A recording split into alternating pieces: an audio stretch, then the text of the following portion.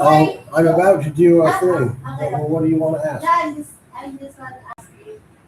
You think I am always wanting rice?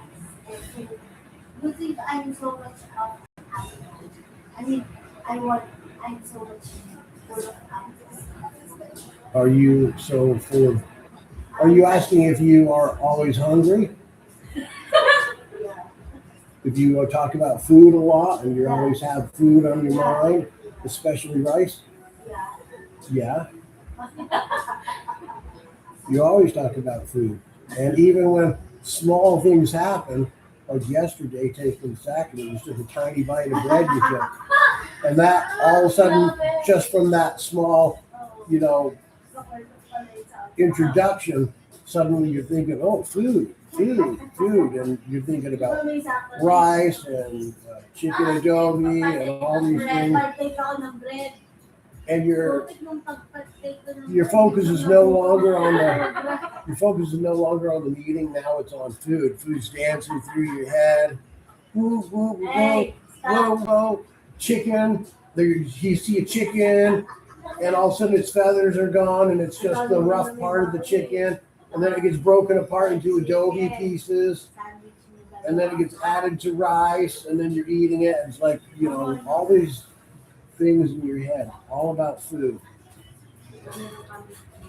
All right, I'm going to read a report to these people now. Hallux Rigidus Police Department Incident Report, case number HR 47219, date filed September 14, 1947. Reporting officer, Deputy Samuel W. Suelto. Location of incident, 18 Willow Way in Hallux, Rigidus, New Hampshire. Complaint, welfare concern / disturbance. Summary of event. At approximately 8:42 p.m. on September 13, 1947, the Hallux Rigidus Police Department received a call from Mrs. Agnes Impio of 18 Willow Lane requesting immediate assistance regarding her husband, Mr. Harold Impio, age 41. Who she stated was stuck on the ceiling and refusing to come down. When dispatch requested clarification, caller became distressed and terminated the call. Initial assumption by responding officer was intoxication, domestic disturbance, or possibly mental health episode.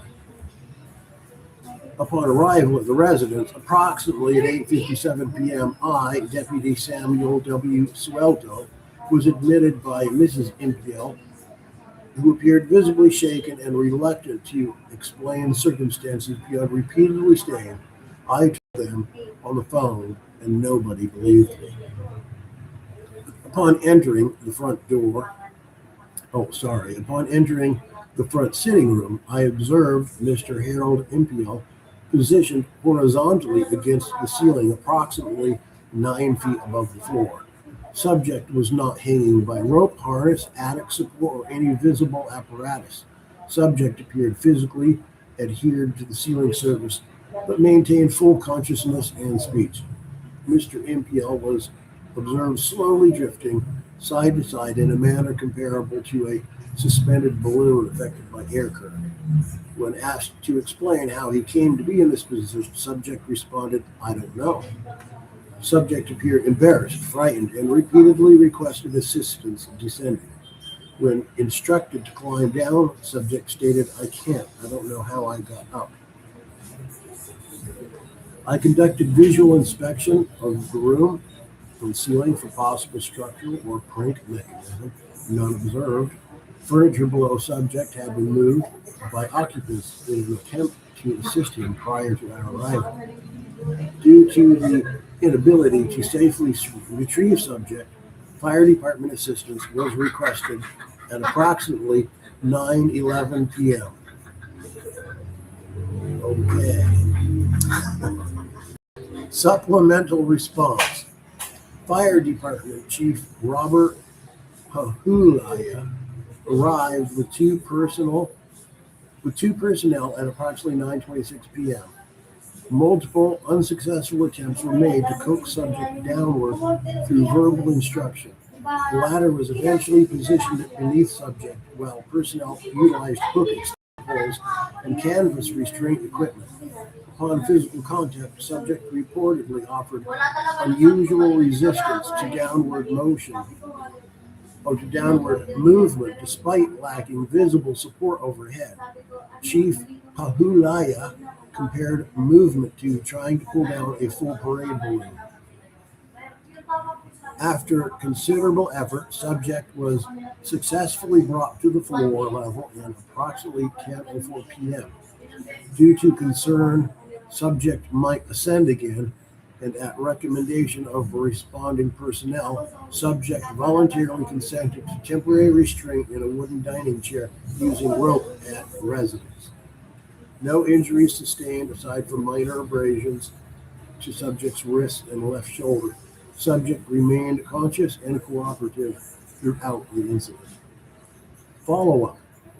Officer returned to residence approximately 8:15 a.m. on September 14, 1947. Subject was found seated normally and stated conditions had resolved sometime during the night. No reoccurrence observed. Subject declined medical treatment and declined further questioning. Mrs. Impiel requested event not be made into town gossip. No criminal contact identified, no evidence of intoxication observed, no reasonable explanation determined by responding officer.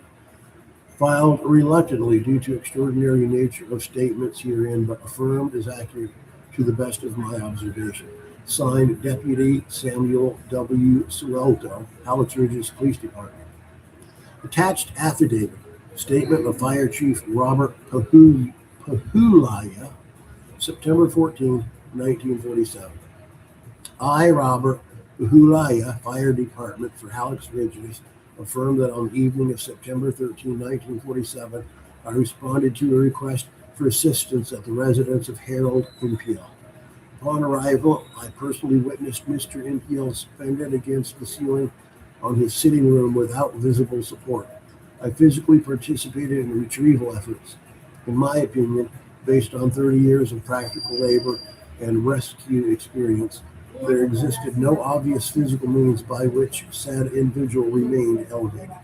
The event is difficult to describe in a professional capacity without inviting disbelief. I nonetheless affirm I witnessed it personally and have no practical explanation. Signed, Robert Pahulaya, Fire Chief, Hallux Rigidus, Volunteer Fire Department.